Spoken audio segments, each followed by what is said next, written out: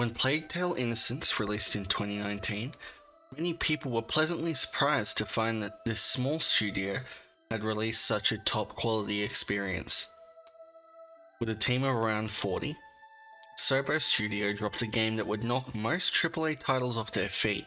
Previous titles from Asobo Studio included a range of Disney games released for Xbox One, Quantum Break and everyone's favourite, Garfield 2 for the PS2. Now that Asobo has amassed over 250 developers, a dedicated motion capture division, and their own graphics engine, let's see how they went with Plague Tale Requiem. Now I'll preface this video by letting you know I didn't actually play Plague Tale Innocence. I was a bit of a poor boy at the time and it wasn't really in my means to purchase it. I may go back to it one day, but for the purpose of this video I won't be making any comparisons to the original game. Important disclaimer, this review may contain spoilers for the story of the game, so if you don't want anything spoiled, I recommend a spoiler-free review of the game. I've linked some down below for your convenience, along with the video. There are many words you could use to describe this game. Bleak, gloomy, personal. I'd describe it as truly powerful. From the many lavish landscapes and claustrophobic caves you'll visit, to the incredible performance of the cast and characters in the story. Plague Tale Requiem is a game you must pick up, but be warned, once you do, you may not find it easy to put down. Now, I'll keep the technical side of things short as I'm no ultra fancy gamer. Most of my stuff is secondhand and not far from retirement. I was pretty surprised when the game ran as well as it did. I had the game going at 1080p on medium settings and I had a fairly smooth 60 FPS for the majority of my time.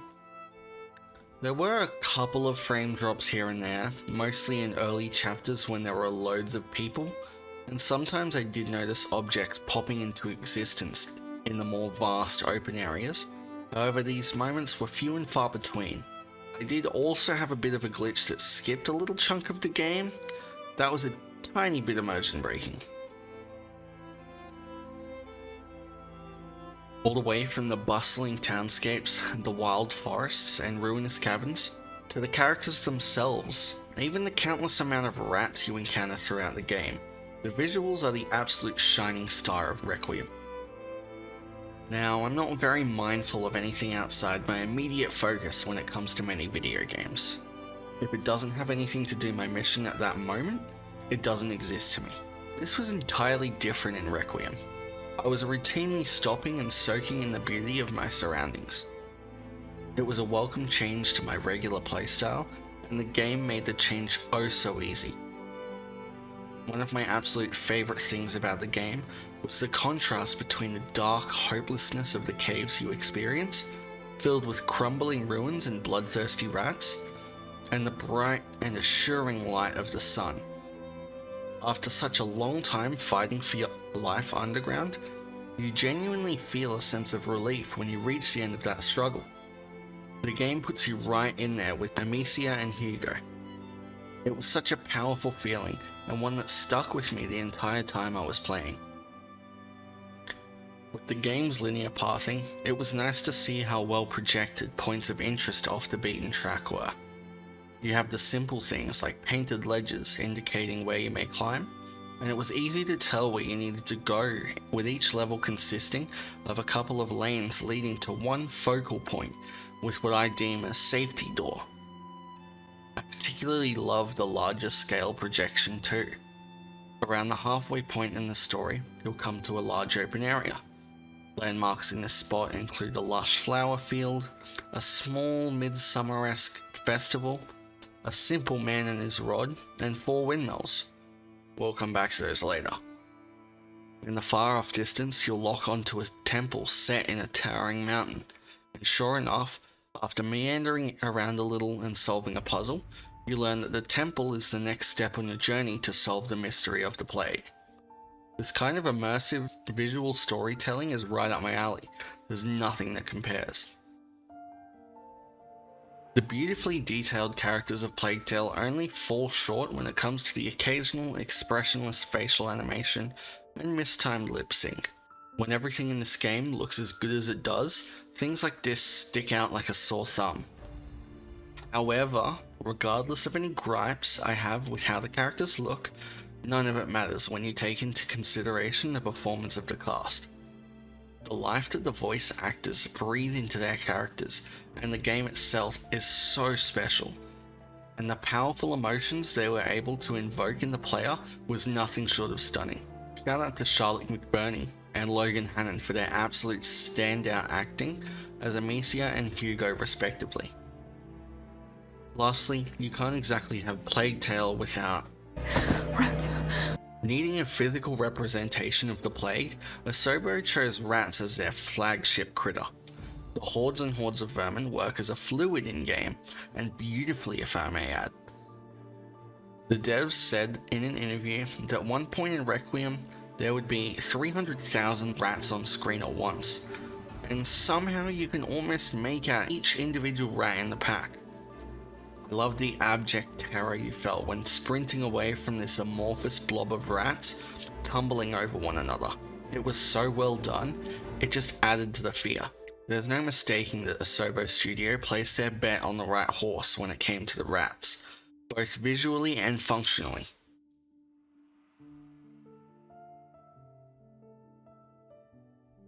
With the visuals taking the spotlight, it unfortunately left the gameplay in Requiem slightly lacking. Certain mechanics felt underwhelming, while others felt underutilized. However, while it does have its hitches, Plague Tale still remains to be engaging and fun. Amicia is equipped with a sling, a crossbow, and a couple of pots, which each have various alchemical ammo types you can craft on the fly. I loved the ease of access when it came to using these. Ingredients were plentiful, and crafting the ammo was quick and efficient, allowing a seamless gameplay experience. The level design is incredible, allowing for so much freedom when choosing how you want to play. I personally chose to remain hidden as much of the game as possible for RP's sake. But if stealth isn't quite right for you and you want to ham-fist your way through the story, you're in luck. Asobo has really given the player the choice to do what they want in this game.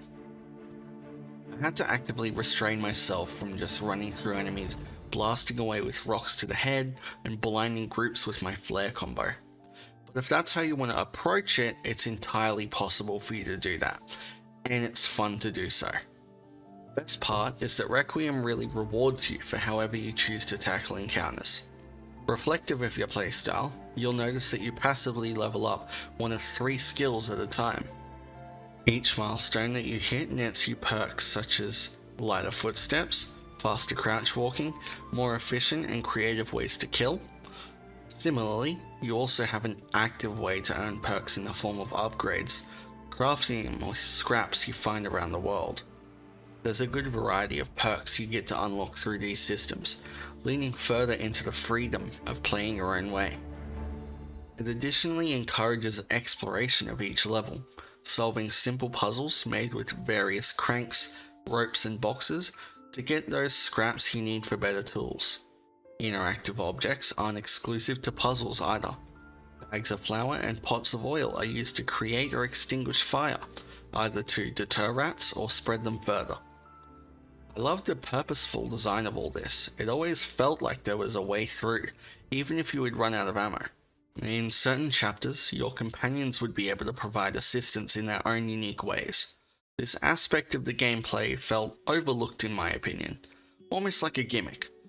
The ability would be necessary in the level that it's introduced to the player, but beyond that it was never really revisited.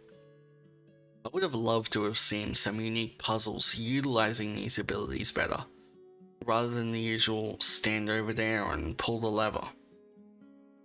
Which brings us to just that, the puzzles. I was disappointed in the puzzle aspect of Plague Tale. Almost everything just felt derivative. You push a box, you climb onto said box, maybe you'll throw a stone at a lock, but that's about it. The most interesting that these puzzles got in game were the early chapters featuring Lucas as your companion. I feel like they had the perfect opportunity to get creative with the companions, using Arno's shield as an anchor point for a rope, guiding light with Sophia's shiny stone to open a doorway, even commanding small packs of rats to chew a rope instead of using Amicia's sling would have added spice to these bland riddles you go through. On the flip side, the one puzzle that stood out amongst the crowd was a completely opposite extreme, with the 4 windmill puzzle being overly time-consuming and complicated, especially in comparison to the rest of the game. I actually spent the most time away from the game during this period because it had killed the momentum of the story that had been built so well thus far. The payoff, however, being a shiny new bracer that Amicia wears to recover from hits faster, was well worth it. I absolutely adored that the bracer was a permanent addition to Amicia's outfit for the rest of the game, even being featured in cutscenes. But unfortunately it was a once-off. It really felt like a throwaway idea. Nothing else in the game was as fleshed out as I wish it had been.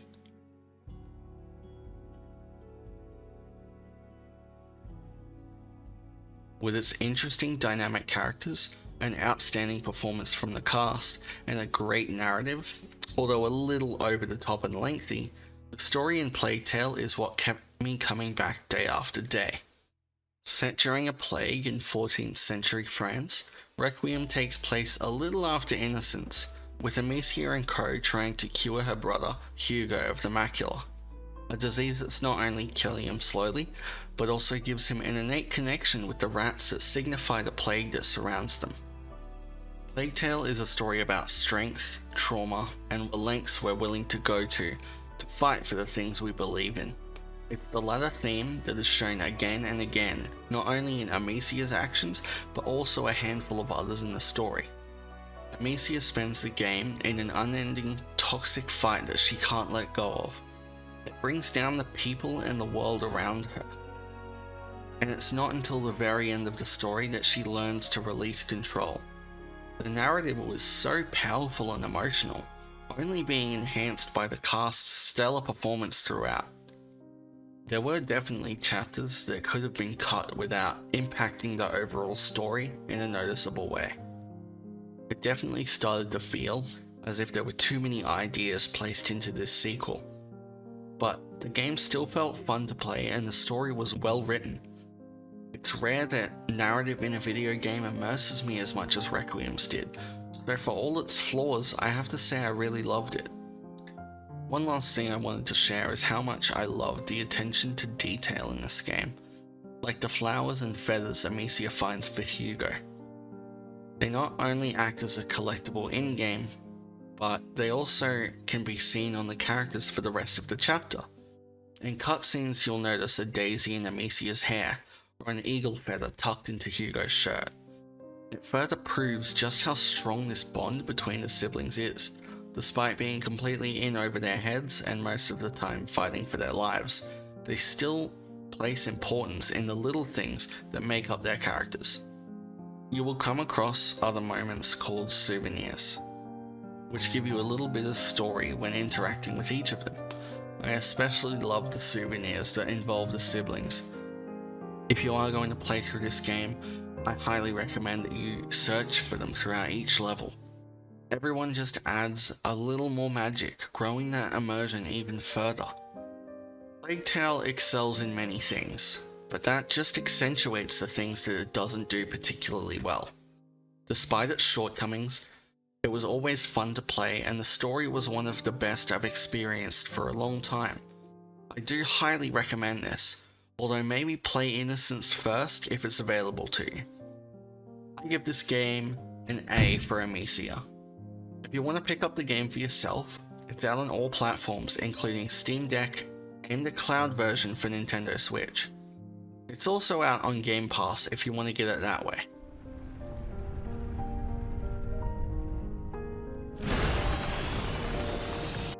I'm Nate, and this has been my first ever review for Plague Tale Requiem. I hope you enjoyed it. You can always show me support by hitting that like button, and if you'd like to see more reviews from me, please sling a rock into that subscribe button.